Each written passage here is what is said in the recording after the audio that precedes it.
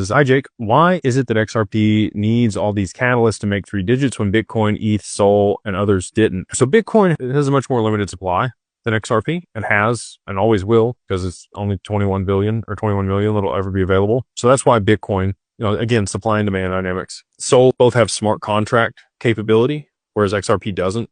We might end up getting hooks migrated to the mainnet where it has lightweight smart contracts like XLM. XLM, you also haven't seen a huge price rise in that, even though they've implemented Soroban smart contracts. There's been a bunch of other things that have tied up those tokens that limit the supply. And now we have that same dynamic playing out for XRP with the spot ETFs that have launched. You've got, collateral or capital that's being held for the commodities trading.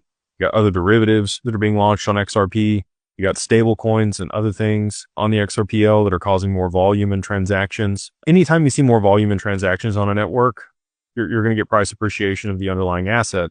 And so, Solana and Ethereum, because of the smart contract capability they had on those networks, NFTs were huge on those networks. We really didn't get a whole lot of volume for NFTs on the XRPL and adoption here. And then you've also seen a bunch of other smart contracts developed in Python and Solidity and on Solana that have real world, some real world application. The lending protocols also have, tied up a bunch of the supply. We have XLS66, which will be borrow lend native on the XRPL, which I think will also, cause XRP to be locked up and less be available, and less supply and more demand means higher price.